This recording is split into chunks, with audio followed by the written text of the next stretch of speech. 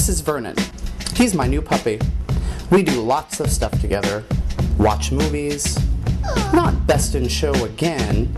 Play games. Now you know that is not how you spell neuter. Lots of stuff. When it comes to dinner time though, we usually go to our separate spots. Not anymore. I'm making recipes that you and your pet can share together. This is Pet Chef. So today I'm going to be making cream cheese chews with my assistant Vernon right here, who's eagerly awaiting them. Very simple recipe. We're going to take some turkey cold cuts and some cream cheese. I'm just going to take a little bit of softened and spreadable cream cheese, put right on the center of the turkey. And once you have it, spread it out all to the edges to the side. We're going to do all the pieces, and I'll show you what we do. Just take it, roll it up, and it sticks on its own. You don't need a toothpick. You're going to cut off the ends just a little bit. That's for the chef.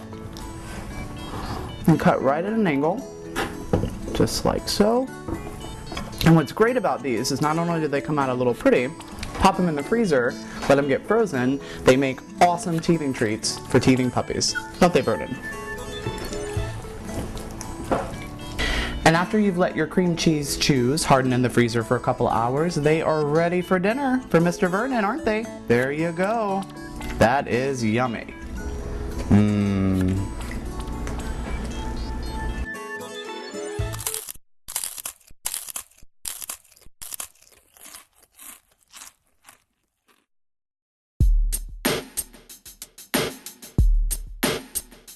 Chef that bitch.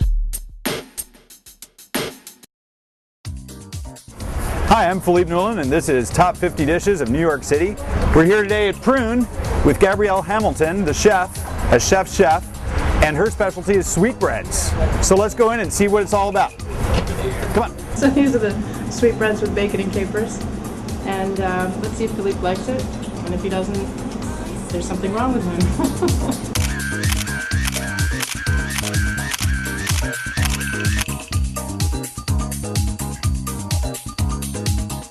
Oh my gosh, this looks like it's gonna fit my Atkins diet, no problem.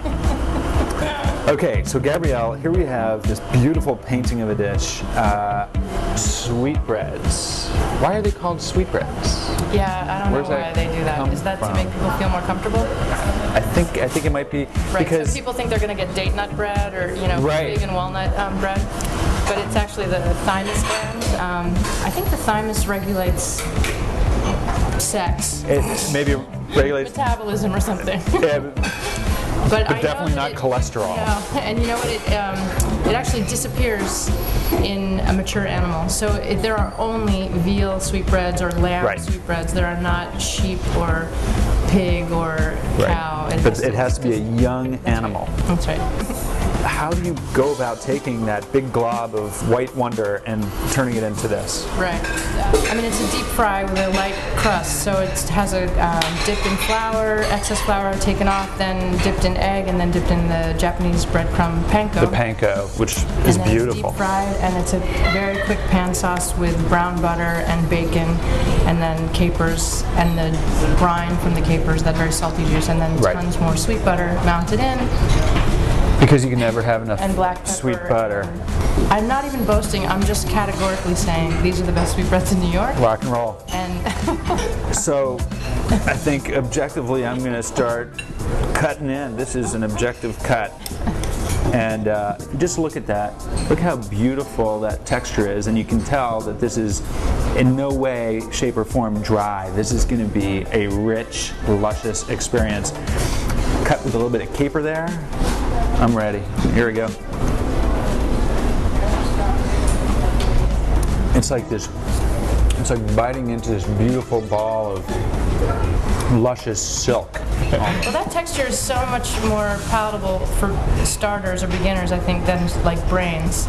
Because you know how that's silky but custardy, which can really freak people out. But this is meaty. I mean, I think we could serve it to children and call it chicken nuggets, and they would believe it. This is like high-end chicken nuggets for cholesterol-loving adults. Because there ain't enough sauce there. There we go.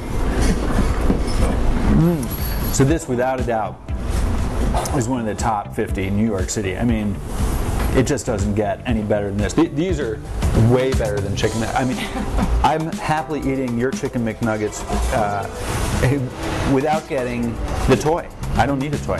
This is way better than that. Watch, for there are going to be kids coming here now. I have to order booster seats for all the children that are going to come and eat the chicken McNuggets.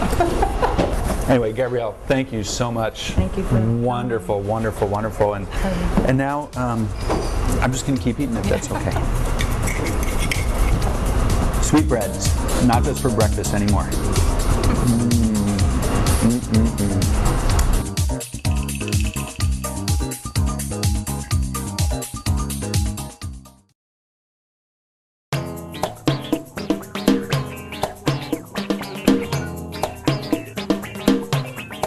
For me, it was, I think, 2 weeks into my wine director gig at NOPA. Four Top brought in, a table of four, brought in a bottle of red sparkling, I can't remember who it was, I feel like maybe Frank Family or something, a red sparkling, I think it was Napa. It was warm, so I put it on ice because, you know, warm sparkling wine is dangerous anyway. So I put it on ice, and the restaurant's busy, and I'm running around, and I put glasses on the table, and 20 minutes later, I go by the wine table, and the wine's still sitting on ice. They haven't gotten opened yet. So I go, oh my God, they're still waiting for their wine. So I go grab the wine, grab a wine napkin, and I have my ritual. I've opened 1,000 bottles of sparkling wine, and I have the way I do it. So I'm talking to them quickly, and I'm doing it fast, and as I undo the cage, I can feel the pressure on the cork. I mean, it's wanting to come out. So I put it on my leg. I do this kind of ritual. I put it on my leg, and I switch hands, and as I go to switch hands, the bottle just shoots out from my hand, and it's this concrete floor at NOPA. Hits the floor, doesn't break, luckily, smacks the floor though, and on its way down, sprays like a fountain, sparkling red wine all over the table. So the bottle hits the floor and then shoots down the hallway like a bottle rocket, spraying red wine everywhere, and people at the other end of the restaurant were looking out like, is it raining? What's going on? And I was just standing there, cork in hand, speechless. I said, let me get you a bottle of champagne.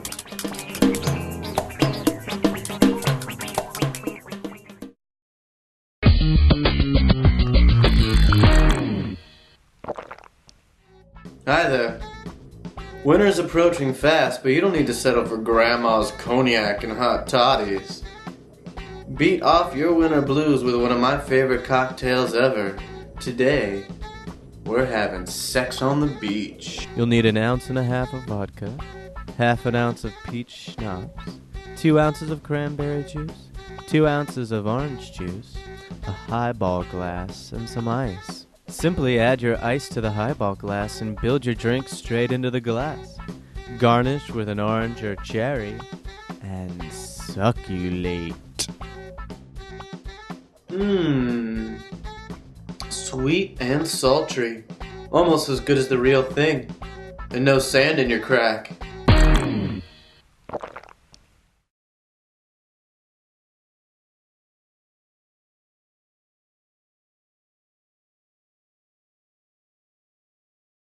All right, we're here with Chef Wiley Dufresne from WD50. Thank you for joining us at Devour yet again. Certainly, much appreciated. Always a pleasure.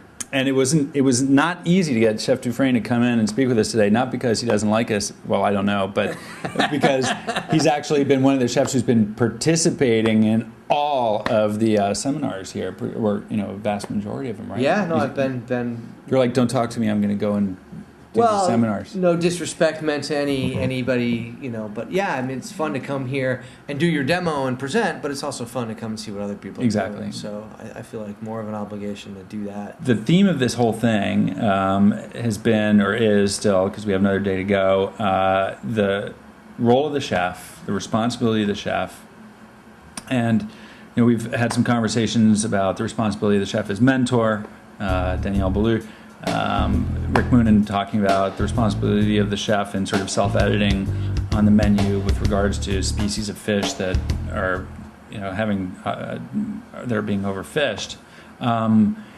You work very closely with your whole team in the kitchen. I think it's one of the more sort of democratic feels in a kitchen that I've experienced.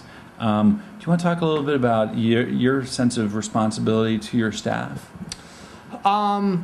Sure. I think at the end of the day, for me, I think I feel a responsibility just to make them think, and that can encompass a very sort of broad stretch of possibilities. But I just really want them to think. I just want them, whether it be to think about what they're doing immediately in terms of serving a table, or think about it on a much sort of larger picture. How can we?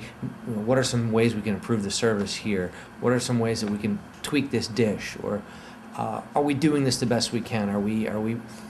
I really, at the end of the day, that's all I hope of anything. When anybody comes to work at WD-50 and they leave, someone says, "What is it like working there?" It's like, it really made me think. I'm open to the idea that, the coat check girl and the dishwasher could come up with as many good ideas as me. And so I want to hear everybody's input on the process. So I want to talk about Heston Blumenthal for just a moment, because for some obvious, there are going to be obvious parallels that people are going to draw. But anything that he was doing where you thought, wow, that is just wacky, weird, and fun? He described himself as a big kid. Yeah, well, he is, and he's a curious kid too, which I like, and I think that's probably sort of at the root of maybe our similarities. I mean, he's longer at the game than myself, and farther down the road, and certainly more established, and got a bigger infrastructure for the whole big kid thing. But his kitchen looks like NASA. But and rightfully so, and he's doing some really neat stuff. The sort of cuisine that you do, is there are you guys talking to each other, emailing each other, or messaging each other on ideas, comparing notes on some of the new stuff that you're working on? Is there a community in that sense? There's community in the sense that we help each other when we can. I mean, not so specifically, hey, I'm working on this, what do you think, or anything like that. But if I've got some questions about something, or vice versa, or if he's traveling this way or I'm heading that way, maybe we can help each other out. We were fortunate enough to go spend. He just built that new lab, sort of extension to his kitchen, and we were fortunate enough to be invited out there to spend a week with him, and that was a big honor, and we were excited about that. And then, like him coming to dinner tonight would be a fun thing, and get to sort of return the favor. But yeah, I mean, I actually have a few questions. I'm going to fire an email off to him this week about some stuff that he did, and just get his take on things, because he's sort of, certainly, I don't want to say elder in an elderly sense, but an elder statesman insofar he's been at it longer than most, and brings some good perspective.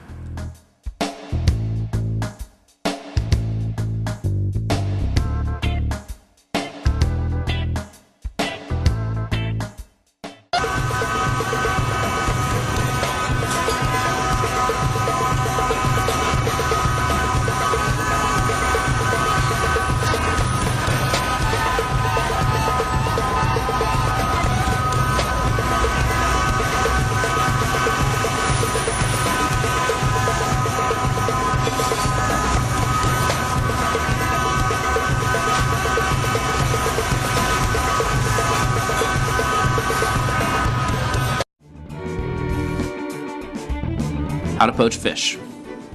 Salmon, salt, onion, garlic, thyme, celery, carrot, fish stock that you've already made, or you can substitute water with a little bit of mirepoix. First, put your stock on the heat. Next, chop up your mirepoix, the carrot, celery, and onion. This is a fairly quick cooking method, so your cut should be small. Crush your garlic and throw in your thyme, then add everything to the warm stock. Now for the important part. Make sure your liquid isn't boiling. It should be right at 180 degrees Fahrenheit, just shy of a simmer. Carefully place your fish in the hot poaching liquid. It should take about 10 to 20 minutes depending on the size and type of fish that you cook. Make sure not to overcook it. Remember how easy it is to dry meat out by cooking it in liquid. Check it by pressing the fish every 5 minutes or so, and use your judgment to decide when it's done. Then carefully remove the fish from the poaching liquid. Remember, it's going to be very, very fragile.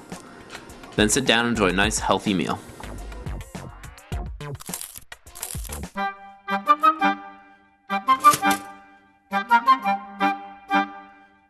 Never use a literal word. These guys need to be able to ferret around in there. And say it's extracted. Yeah. Extracted. Talking about charming atmospheric peasants is sort of the wine writer's stock and trade. You want to go to college, you get it off the table, and you start kicking out. Lift off. So, what I find in this discussion is that really we're talking about, well, here's the word, dictionary. This is all an issue of language and the choice of language to, as you mentioned, oppress. Can we draw an analogy, say, to the oppressive audiophile snob who, there's no understanding these people. There really isn't. That's because I've always been interested in it and never been able to understand it. And so I feel when I'm around an audiophile, I'm fascinated in what they have to say, even though I don't really understand it.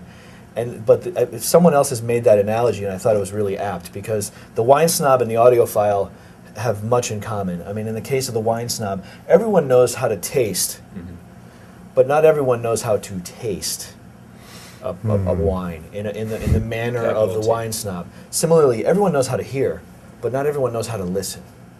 And so audiophiles, you're sitting there and you're saying, what is it about this sound quality that they're perceiving is special? What am I missing? What am I is there some wavelength that I'm not tuned into, right. Orally, so to speak?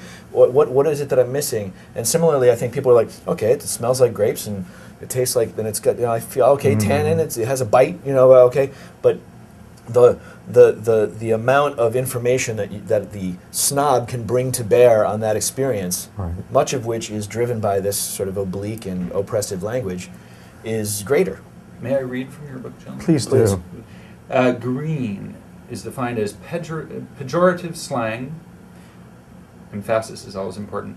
Pejorative slang term for an underripe wine, usually a red that has flavors of green bell peppers and or other salad produce.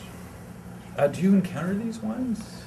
As a experienced wine taster, you know that the term green is bandied around with impunity. This is a word like this is nose. green. This is And a word like many nose. definitions. That is green is very much an insider sort of professional slang term that someone at a professional wine tasting with. Oh, that's green. I'm getting a lot of green on that. It's that cab that's underripe, overcropped. That kind of thing. And just the nonchalant, rat-a-tat-tat way that David says that's something we want civilians to learn how to do, just so they can talk the talk and really oppress their friends. And oppress their friends. Oppress their friends. Oppress. Yes, because that's what a snob should do. You should oppress. You move from impress through your book. Anyone can impress, but to oppress is another thing. And the vocab is such a key part of it, because it's always, why use a literalistic word when you can use an opaque, difficult word? Like, why would you say, wow, this is a really full-bodied wine, when you could say it's extracted? Yeah. Extracted. Extracted versus full, there's no contest. It's extracted suddenly puts anyone you're dealing with on their heels and makes them realize, what the hell does that mean? This man is serious. I mean, just as we label important sports cars with X's in the names, I think here we have a term that has an X. Right, and why would you say aftertaste when you can say finish? Yeah, and you can time it too. Finish. Yeah, and you can count it off. It's another one of these point things. We're able to numerically codify what we're looking at. Well, I mean, you'll hear someone say, "I love it on the nose." What do you mean? It sounds kind of messy, actually.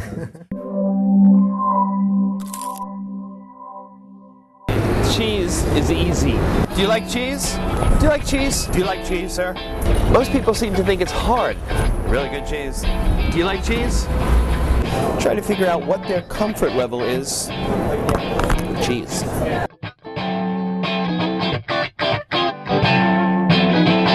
Welcome to Cheese 101. This is the hard cheese segment. Doesn't mean like it's for geeks or anything. It just means that the cheese we're talking about today is hard. What is hard cheese? They take the curds, they put it in a press or in a basket, and they press down on the curds so it squeezes some of the moisture out, and then they age that cheese for a long time. Sometimes 6 months, 8 months, 10 months, 12 months, a year, 2 years. There's a cheese in Holland that's called Gouda. You may know it as Gouda. But if you're one of those people who likes to say Vincent van Gogh, sorry, then you would also say Gouda instead of Gouda. That cheese can be aged for 4 to 5 years. So you get the picture, right? As it ages, what happens to it? Somebody once said, cheese is milk's leap to immortality. That's exactly what's happening here. He was thinking of hard cheese, because after a couple of years, it just gets harder and harder and drier. Now, if you did it with a small cheese, it would get unattractively hard. The outside would be all dry and crunchy. But they do it usually in big wheels. I don't have a big wheel here, but you can see that these are cut from big format cheeses. That enables it to stay moist enough on the inside over a couple of years. And they have wonderful flavor, these hard cheeses. You know what they taste like? I used to say to my dad all the time, Dad, smell this wine. What does it smell like? He'd go, I don't know, it smells like wine. Hard cheese smells like cheese. All those things that you think of as cheesy, cheddar, Swiss, even Parmigiano Reggiano, you know what I mean? They smell like cheese. Other cheeses may smell like nuts or truffles. These cheeses smell like cheese. Now, most often, hard cheese is made from one type of milk, though there are exceptions, which I'll show you in a moment. But that type is, well, here, you pick. Which one? Oh, you said this one? No, you said this one. Okay.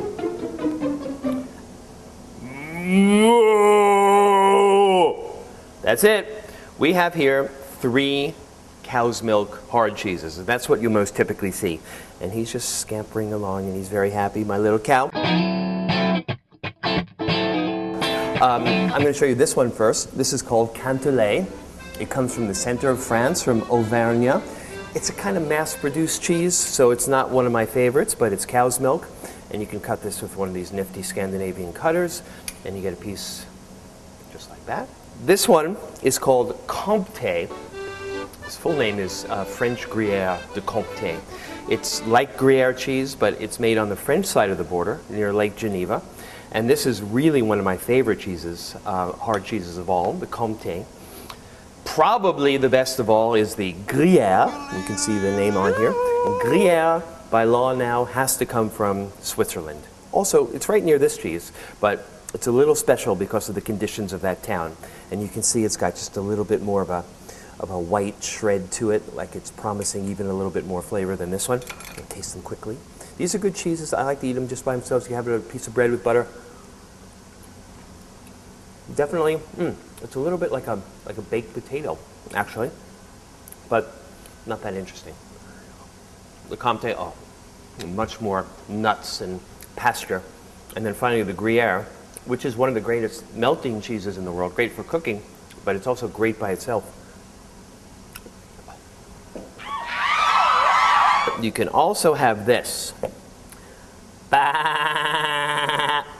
Here we go. This is a sheep's milk cheese. This is perhaps one of the most famous of the hard sheep's milk cheeses. This cheese is called Manchego, and it comes from Spain. It comes from La Mancha, to dream the impossible. What they do is they take this sheep's milk, the curds, they put it in a wheel, and the wheel has this imprint on the inside. So as it sits there for a long time, a year, year and a half, 2.5 years, the cheese picks up this, this imprint on the outside. It sort of looks like a tire track. And since this is made from sheep's milk cheese, it's got a totally different taste, though it has a very similar kind of texture. But it's more, well, sheepy. It's more barnyardy. Absolutely. These are my friends, the hard cheeses. Visit them often. It's good, right? Very nice. How come you love cheese? Because it's good. Hey.